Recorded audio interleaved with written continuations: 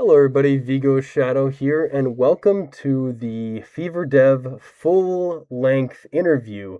Now with this interview, I put zero cuts in it, so it's going to be the interview from start to finish with very minimal cuts, if anything. So it's going to showcase my first interview for my 50th MD Saturdays with FeverDev, so I hope you enjoy. Let me know what you think of this format in the comments below. Much appreciated and enjoy. Hello everybody, Vigo Shadow here, and I'm actually talking to FeverDev. First I gotta ask you though, is this FeverDev I'm talking to? Yes, that's me. Alright, perfect. We're gonna get right into the interview. I know I played your game Floral Disaffect. But first we're gonna talk about the little questionnaire that I have for before we get into the game here. So my first question is, how did your studio begin? Well, when I was like a child, I actually was making games. When I like one of the first games that I got like really into was called Kodu, but I also did a little bit of Scratch. These are games where you make games, and so I've just been really into the game dev stuff even before I knew about Unity or RPG Maker. But talking about RPG Maker, the first time I really got into game development was after I discovered Yume Nikki, which is, for those who don't know, it's a game about exploring dreams. And when I saw that game and I heard the soundtrack, iconic soundtrack many people have probably heard, I got like completely obsessed and I got RPG Maker and I started like messing around with Yumaniki, like the game files, and I started making games from there. And then in high school, I spent I just hear a cat. Yeah, That's he is gonna very probably cute. show up in the interview a little bit here and there. That's very cute. But yeah, so in high school, I drew a bunch of comics and was just really involved in like storytelling. I've always sort of known that I was going to be a storyteller of some kind. I just didn't know exactly what I um was going to do because for a time I thought I might be a musician or a digital artist, like a comic drawer or something like that. But when I like right out of high school, I went to college for a little bit, but in the span like going to all these classes and all that, like doing all of the work, I wasn't really giving it my all because at the same time I was also making a game where I was putting all of my effort in. So Yeah. I realized at that point, okay, I think I'm just gonna stop that. I'm gonna get real serious about game dev and just dive into it. And that was around the time that I made some of my more recent games. But yeah, So, so what was your that's how my first studio began. serious project? Sorry, I didn't mean to cut you off. It's all good. My first serious project. Um, it wasn't like a flip was switched. A switch was flipped. I put that one backward. That's funny. Um, yeah, there wasn't just like I didn't just like toggle serious mode and then I jumped into making games. It wasn't that simple. It was more of just a gradual, like I'm getting more and more serious about it. But I think the first serious game I made was probably World Disaffect and Martyrs of Rome. That's when I really locked in, as they say.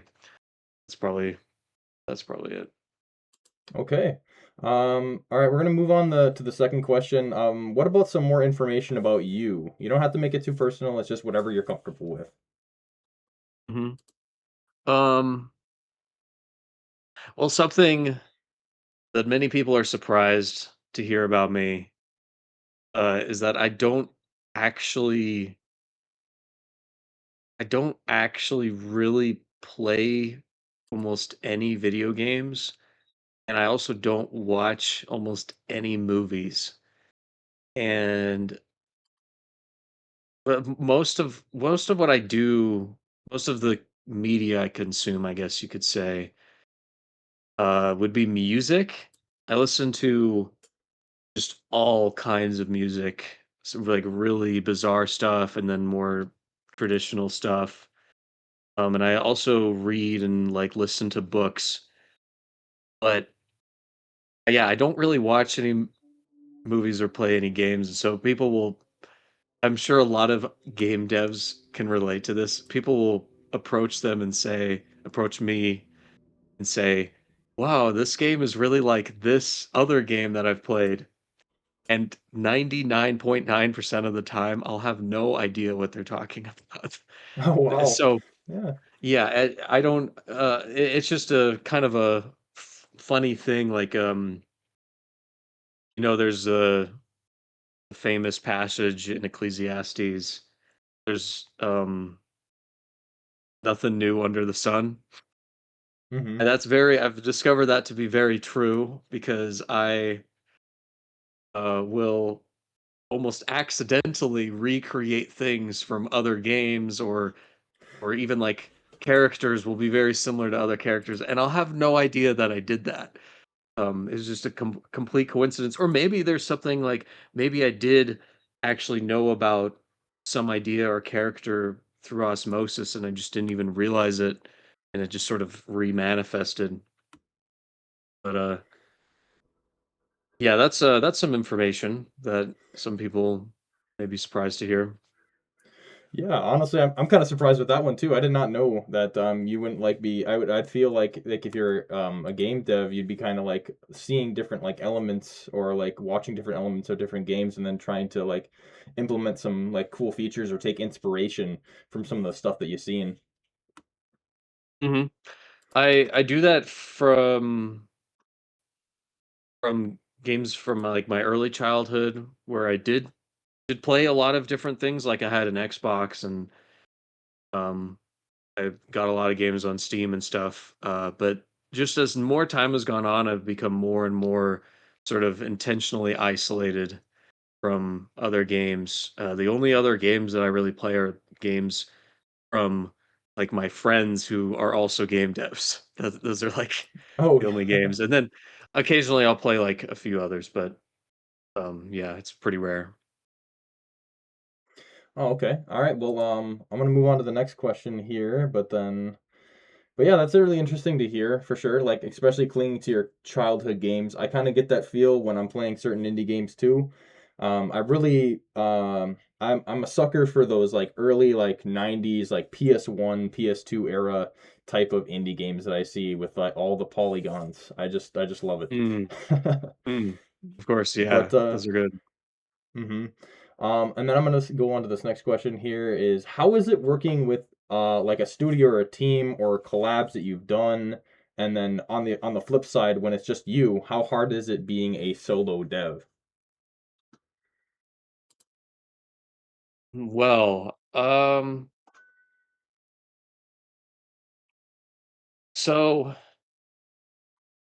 it's I don't think I've ever been completely solo because I absolutely love working with all of these talented people that I've met throughout the years. A lot of the motivation and inspiration that I get is from seeing my friends and colleagues uh, and their work. And I love working with people. It's great. And I'm just amazed at how many talented people there are that have somehow found me or I found them. It's uh it's almost scary because Yeah. I used to think that like all of the most talented people and all of the hardest working visionaries, that those are the people that are like working at the highest levels of these like game companies, like AAA game companies. But after meeting a lot of people who are creatives, I've realized that that's not the case at all. That it really some of the most talented people are just completely isolated in some random forum on the internet, working hard on this game that they haven't advertised at all. And you might just like randomly encounter them and talk to them, and it's just this incredible experience. But yeah, all of the games that I've made so far have actually been pretty collaborative. I think with one exception being a game that I actually have kind of hidden. If Oh, you've for hidden it. those who know me well, A yeah, for secret. those who know me well, there's actually a few secret games that you can find, if you look hard enough. It's not that hard to find them, but, yeah, one game that I made basically completely alone, but even that one has some music from a close friend, so there's still things that are not completely just solo, but I've learned a lot from all of these awesome people, so everything's very collaborative, really, and I love it. Yeah, well, that's awesome to hear. It's nice when you get a good team together and you're able to like kind of have another person to bounce off ideas. Because I know with some devs that are just completely by themselves, I know what can be really hard is them getting the feedback that they need because they don't really have a community or anything to like kind of bounce ideas off of or anybody to play test. Mhm, So I could see where that can get really hard. mhm. But my fourth question did tie into what was already like my third question. It'd be like, can you tell the audience what it's like working as an indie dev? Maybe like a day to day or like a weekly process or the process that you have. Yeah. Well, it's, it's kind of changed throughout the years, but for the most part, there's a few things that it's just every time this is, how it goes. I'll start a project, and, most of the games I've made have been part of a game jam. That's at least where they've started, and it's usually these, like, rapid bursts of energy, like, I'll just have all these ideas, and I'll just jump in, and I'll just make all of these scenes and all of these characters, and it's not very organized. Throughout my experiences, I've become better organized, but it's all pretty scattered, still at the very beginning. And then most of the process after that is piecing everything together. Uh, I'll have these ideas of scenes, and I'll have these ideas of characters, and then I'll have like a rough idea of what I want the story to be about, and the themes, and like the colors and the sounds. Um, and then I'll sort of piece them together afterwards. And since it's a very collaborative effort a lot of the time, I'll be working with people who will they'll design the model, or they'll design the music and the character. And once I see that, once I get that into the project, I'll sort of just know exactly what to do next. And that's probably like a trained thing just from doing it so much that maybe not everyone will get at first, but it's sort of it's sort of what allows me to actually finish these projects is just kind of like knowing where to go from just seeing things. That's what it's like for me, and that's how I've been able to get all these games out. But also, it's just a lot of sleepless nights, a lot of working with your friends in voice call for like 40 hours straight, um, and getting things done right by the deadline. Some of these games I've made, I submitted literally 3 minutes before the deadline. So it's Wow. you know how it is. It's pretty crazy. Could you explain to the audience for those who don't know what the game jam is? So game jams are like contests where a bunch of people will make uh well, sometimes it's solo, sometimes it's groups, and people will make a game by a certain deadline, and so certain game jams are like weeks, some of them are like a day, And then right now I'm hosting one called the Fever Dream Game Jam, and it's a whole month. So you get plenty of time. There's like tons of resources we provide. Some game jams will have like a cash reward or something. It'll be like a whole sort of event for money. And then others will be just sort of for the love of the game or the games, I guess. But yeah, it's a really good way to motivate artists to get things done in time because as we all know as artists, if you are an artist, it's sometimes kind of hard to get motivated to finish something.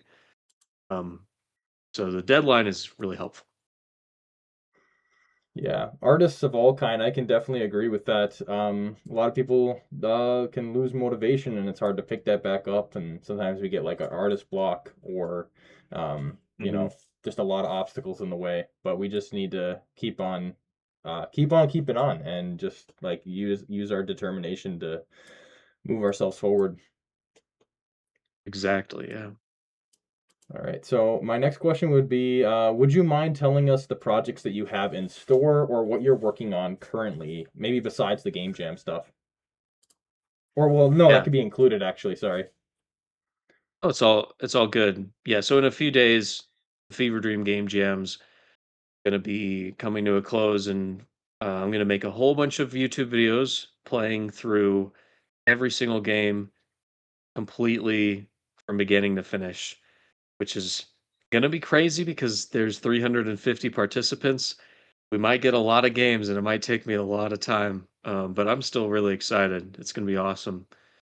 So I'm doing that right now. But also, I've been working on a game for quite a while now.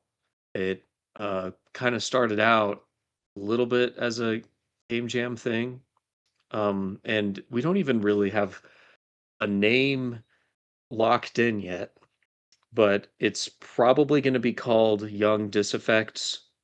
But I don't know. I shouldn't say probably. It's this game that's currently called Young Disaffects, and it's about these giant beetles that are like the size of a country, and you play as a character that rides in the interior shell of these beetles. And so people will build like cities or they'll build like houses inside of the shell of this beetle, and the beetle will just crawl across the planet. Some of them travel between planets, and it's going to be this really surreal, really crazy adventure game that is going to be it's going to be awesome. I'm so excited. I don't think people are um I don't think people are ready for how grand of a scale this one's going to be. We got some really, really talented people involved, and I'm so excited for that one. So stay tuned for that one. That's going to be a while before that one's out. We might have a demo coming up pretty soon, but we have a lot of stuff to do. So we're working on that. And then I also am just a few days away from finishing this game called Swevens that I've been working on for the past 2 months.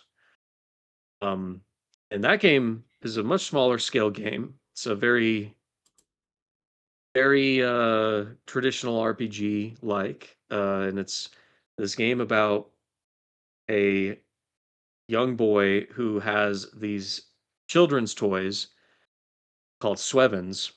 But the strange thing about these toys is that they're ensouled. And if you recall, there's different factions in Floral Disaffect. There's the Mhm. Noctivians, the Solidarchians, and the Flora.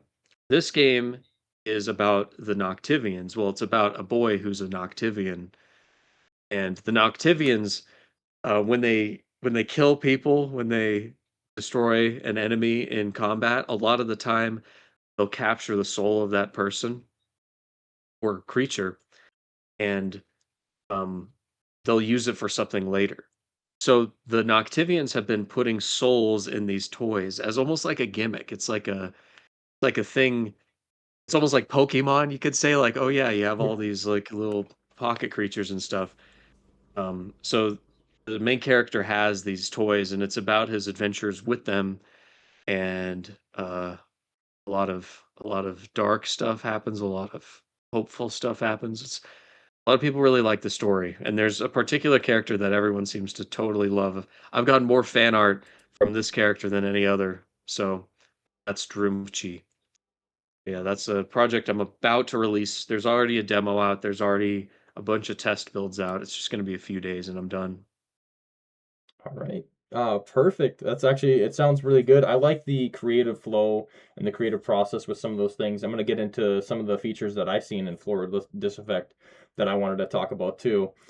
Um, but yeah, we'll get to that after these few questions here. I got two more. Um, Next question is there an overall message about either the game or in general, like an inspiring message that you'd like to share to the audience? Um, for Floral Disaffect specifically? Yeah, you could do Floral Disaffect, and then like for like indie game developers in general, like an inspiring message that you like to share. Hmm. Yes. Uh, so Floral Disaffect is like one of the main themes and one of the most inspiring messages I would say in Floral Disaffect. It's about synergy. It's about the power of friendship and teamwork and aligning your vision. And you can see that in Floral Disaffect by all these moves that are meant to play off of one another and all the different options you have of pursuing like maximum damage combos by uh, working as a team, you know? And I think that is the thing that inspires me most in game development, I think, is when I see these small teams coming together and being able to use their strengths and sort of help each other in their weaknesses. Um, and I think that's sort of the inspiration that inspired me to make that game, but also inspires me every day. Um, is that if you are if you find your friends and you find your family, you know, you're able to do things that are unbelievable. Like in Floral Disaffect, they're able to destroy an Octavian Colt, you know, all of these crazy feats. In real life, you can do crazy things too if you work hard and you're able to sort of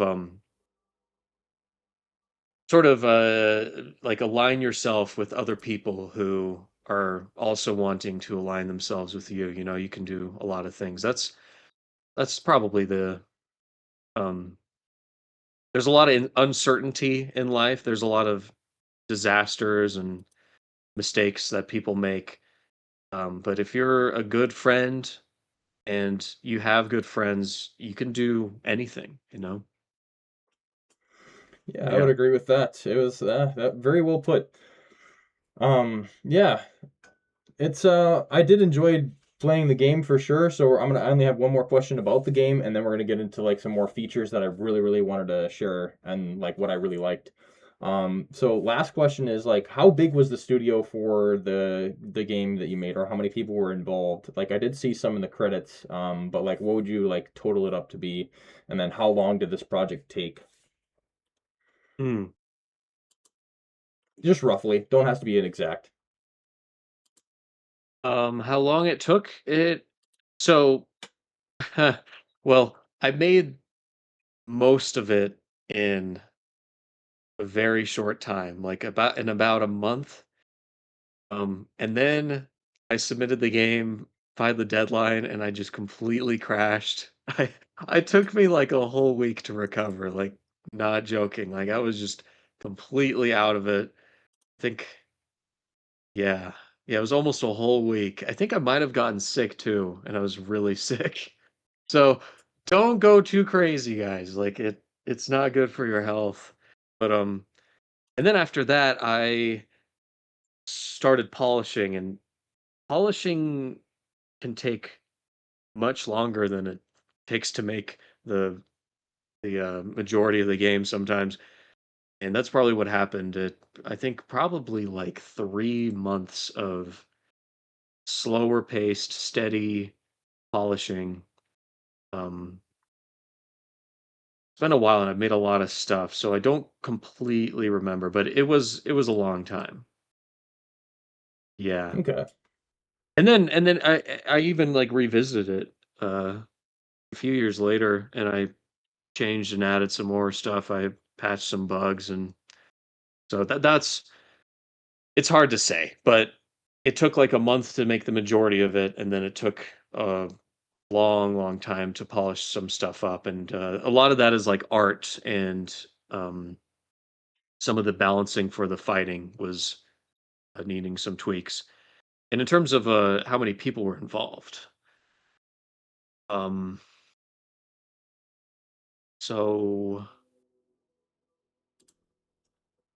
it was about six, I think. Five, six, 7 people were all involved. A lot of those are musicians. Um, they made like a few songs. I don't quite remember. I'm gonna be honest. It's now I did It's that all in right. It's 2023, so it's been a while. yeah, for But yeah. sure. All right, so I'm gonna move on to the next part, which is gonna be kind of like my overall thoughts about playing the game. It did, I know it did take me a while to definitely like kind of have a good sit down and play through it all. Um, but there's a couple features that I really, really did enjoy. I did like the different factions. I did like hearing about that when I did play through the game. I know at first, like when I was kind of like going into it, kind of blindly, you kind of meet those three factions right off the bat.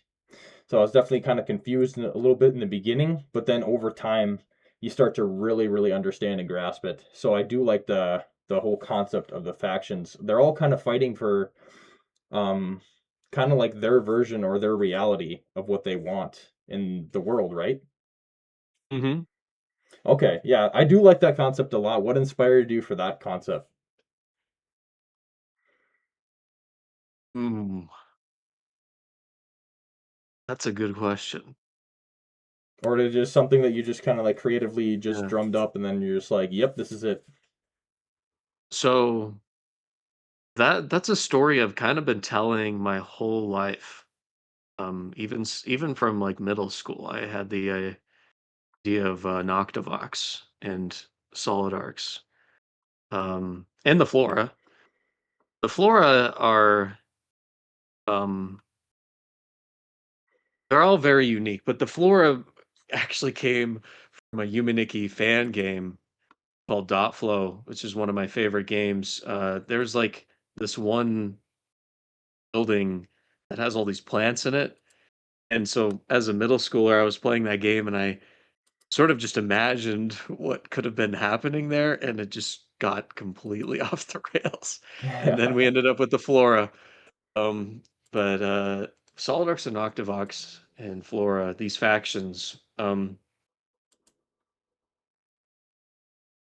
what inspired them is a big mix of things that I've seen throughout my life, um, different people I've met and the way they behave and their goals. The dreams that I've had are a big part of it. These dreams that I've written down throughout my life and that I revisit and I think about are a big part of it. Um, and then also the stories I've read and um, studied. Oh, E- okay. Like like a lot of the ideas that I've gotten or solid arcs and Noctivox in particular, uh, they are probably just a mix of like I probably had these dreams because of the books that I've read. If I had to guess, so yeah, just thinking a lot, using my imagination.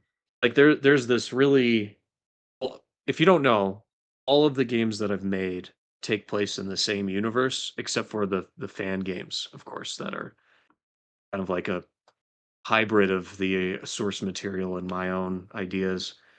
Um, but the story of Noctivox and Solid Arcs, it's Solid Arcs, of course, he is trying to bring the universe to an end according to his plan. But a certain character in my games accidentally messes it all up.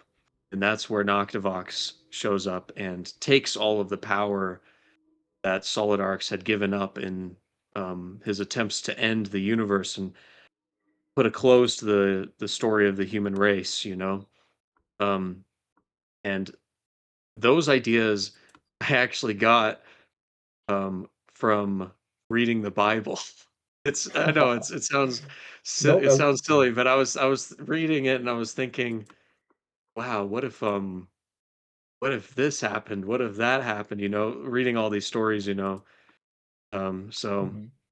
that's probably one of the main source material things that I've gotten ideas from. But um, yeah, there's more, but it's mostly my dreams. I'll say that. It's like an 80% my dreams and then like 20% everything else that I've been saying.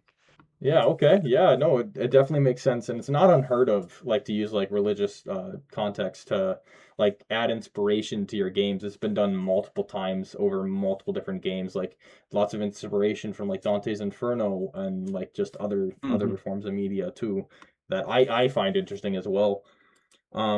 Another there's like a few things like I always say this in a lot of my videos, like even like some of the simplest tweaks or like the simplest stuff really gets me going and like happy to play these indie games. So like right off the bat, I was like infatuated with the title screen. I love the title screen of Florida's Effect and like kind of like that loading screen Oh, going into the game. Like just those simple things are enough to where like I get hyped for it. oh wow. That's So so good to hear. yep. So like when Sweet. it says like instead of like your classic, you see it 1,000 times, start game, load game, you put new memory and remember. I really love that. That's just something very simple that I just really enjoy. That's awesome. I'm so Yeah. happy to hear that. hmm And then another thing too is like I know when I was playing this RPG, I'm like this is like it was a very unique experience because I've played multiple different like RPG projects and like most of them fall under the same vein of being like very similar to how the combat is, especially like that first person combat. What this one what this one did was very unique in a way where like the equipment and the pieces that you put on like totally changed how you fought and the abilities you can use and some of the drawbacks. I think there were some drawbacks too with some of the equipment that you wore. So stat Yeah. changes and features like that are like that's a game changer for me for sure, especially if you like kind of mix up the way that combat is. Yeah, everyone who's played the game so far has gotten that gemstone that reduces your max health by 50%, that gives you Yes. 95% magic evasion. Did you actually use that? I did. I Is used that that on the priestess and in my Oh, gameplay. that's sweet. Yeah, Yeah, so I I've been dying to see somebody use that item because it's so absurd, and I really wanted to see if anyone was able to pull it off. so yeah, Yeah, I I love definitely doing this beat stuff. that. Sorry, I definitely beat that game with that item for the final boss for sure. So it's gonna be in my long play. Oh, sweet. Oh, I'm so excited. That's awesome. Yeah. I love that item. It's so funny.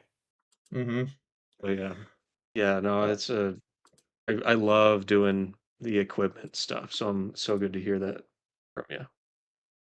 yeah, I think when like devs focus on that stuff, like for sure, it definitely gets me going. I only had like one small like critique, and that was like the overall magic system and how all that kind of Mm, operated because I was trying to like really dissect it and really go through it, but I still no matter what I did, I still just couldn't understand. It was like a bunch of trial and error for me, but I still feel like the combat was challenging enough to where like it's really these combat like the combat that I have, the fights that I have with these enemies, I'm like I gotta really think ahead, and it's like every fight is a new experience. So I felt like this was like one of these RPGs that I really needed to strategize on. And I mean, I've played a bunch of them, but like I really needed to think for this one. So I definitely like when a game challenges me for sure. Oh, that's all. That's good to hear. And yeah, I totally hear you. Yeah, the element types basically. Yeah, the some of them I didn't realize how unintuitive some of them are, and that's on me. But yeah, I I don't know what to say about that. It's something that it makes sense to me, you know, No, and it's yeah, it's so I don't know if I should, because it's difficult. yeah. Should I go with what makes sense to other people and not totally understand it myself? Or should I go with what makes sense to me? And since I'm making the game, it'll be easier for me to express, It's a challenge. You don't really have easy answers for those questions. Yeah, no, But I for totally sure. I totally get what you mean. Like some of the problems with that game were that a lot of the enemies were humans, and so it's you don't want to just have like the human countering element just always be good against humans, because then if you have a spell that has that damage and it's a really high damage spell or something, um, people just will spam it, and they won't really even Hmm. have to think about it. And so I had to figure out a way to deal with that problem. And so like I had I think the assassin yeah, the Noctivian assassin be weak against cold, I think.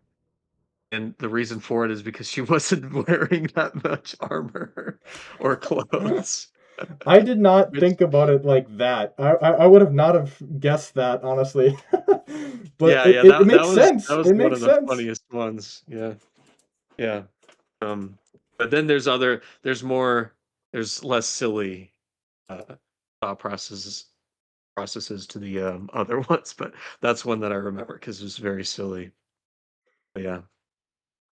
Okay. Anyways. And then another feature that I really, really enjoyed is like the fact that the revival system is not just like oh, I use magic to revive. You described it in a very unique way that I've not seen in a lot of RPGs.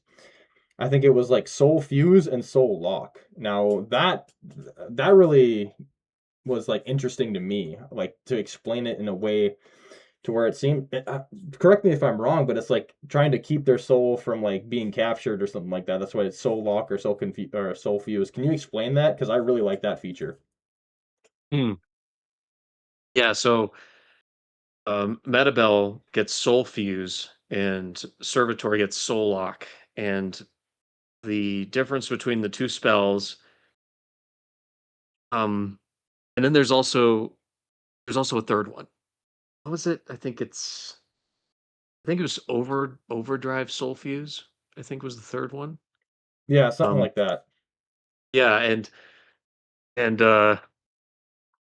it's actually kind of a long story because originally when I was making this game, I made this system where you could play the game in rogue mode, and in rogue mode, you are completely unable to revive ever, except for three items you get at the very beginning of the game, and they're consumables. So you get to only use them once, and that's the only time you can ever revive your teammates.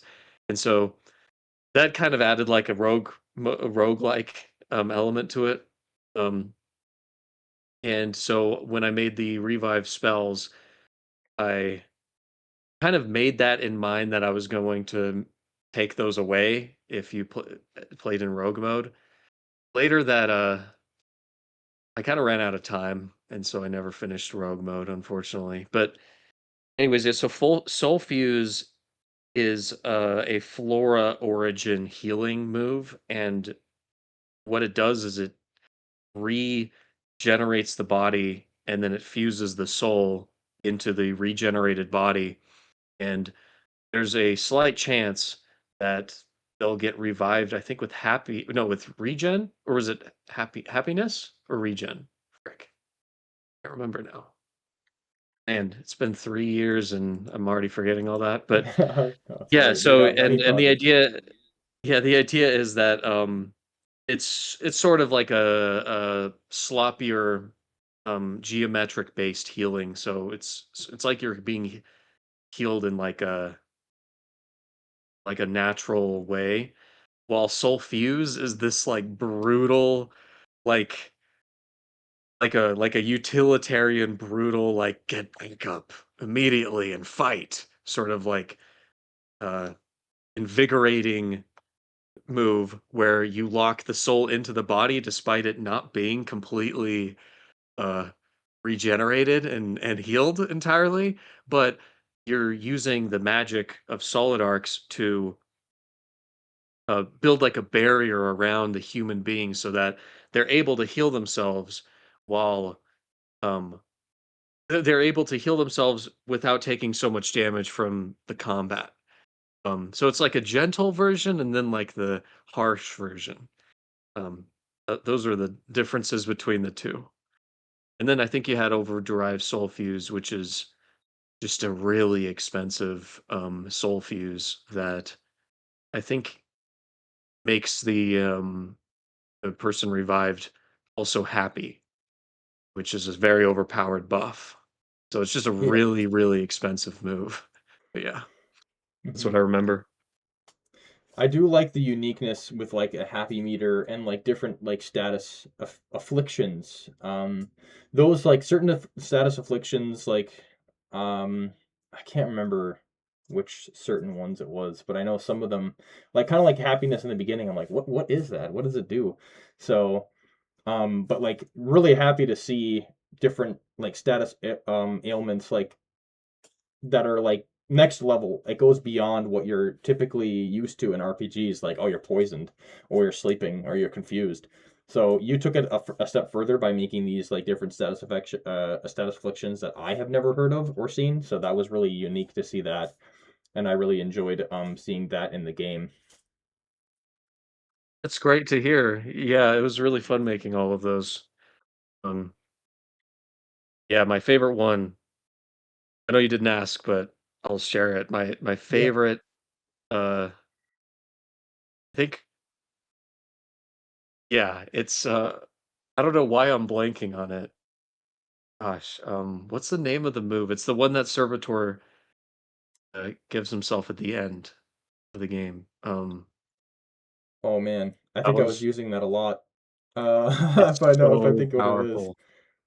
Yeah, it's so powerful. Oh Oh man, man. I can't I'd remember. have to I don't look know why into I'm blanking on it. it. I'm That's my blanking on it favorite one though too. because it's so incredibly powerful. But then I might be able to I find guess it. my second favorite one would be Contagion because it's like a sickeningly overpowered affliction that many don't even realize how powerful it is. Um, because it's basically poison, but it also lowers your defense. So it just makes you a easy to kill opponent. And it was so powerful actually that I the moves that you could use to put it on enemies, I ended up nerfing. And now I don't even think I think at this point you can't even inflict an enemy with contagion without using like I think it was in either an ashen spike or I think it was a yeah, I think that's like the only way you can do it. So yeah, contagion was also really fun. Yeah. Yeah. I think I had one more thing to kind of put too. I think if there was like there's just so many different like unique features about the magic system, like different items you can use, and like the different status ailments and afflictions. I feel like if you definitely had more time to like kind of flesh out like the story and then flesh out like the explanations to the magic system and like do stuff along the way, explaining more in depth like the Solidarkian cult. I think in Floral Disaffect you explain the flora and like the cult, and or not the cult, but like the people and how they're living and how they're dealing with the situation. I think that was done very beautifully. I love that when we go into the flora realm, we see what's going on and like who's all involved and how it's affecting them. Kind of like when we go into the wilds and we see that like even the own flora's creatures have betrayed them due to the Noctivox like presence. And I really, really enjoyed that. That was like the moment where things started to really click, and I really enjoyed the story from that point. And then kind of going into like the Noctivox and like how they became to be or their origin story and stuff like that. And then Mm, um I wanted to talk about the ending too to the game as well, because I know it sets it up for a sequel, but it definitely like threw me for a loop. mm. Yeah. Yeah, like you were saying though, I really wish I had more time because Hmm. you're totally right. It would have been wonderful if I could have dived deep into the different cults. But if you play Swevens, you'll get a pretty pretty interesting look into the Noctivians. Um, 'Cause Swevens is from the view of just a child of two warlords, two warriors of Noctivox. So it doesn't say, but it is possible that these Noctivian parents to Sheriff and Swevens were actually in the in the war going on behind the scenes of Floral Disaffect. So they could have, or maybe you encounter them. But yeah, it takes place around a very similar time, and the flora.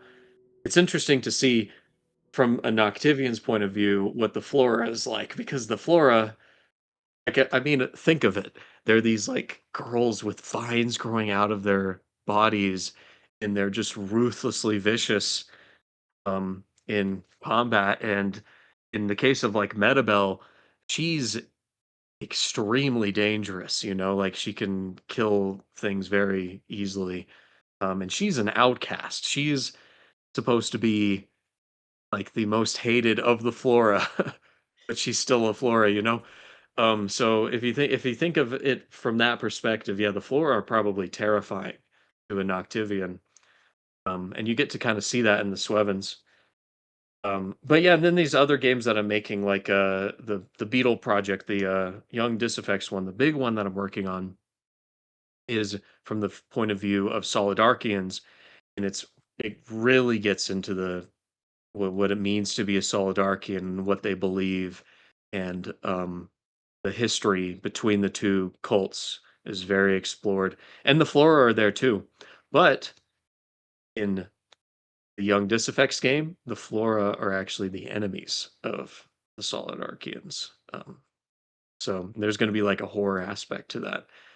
And the horror is going to be pretty spooky because of how spooky the Flora really are. But yeah, so you're right. I really wish I could have put more into the Floral Disaffect story. But I guess that's what these sequels are for, right? Right. And as you go on, you get better with your craft, and that's for anything.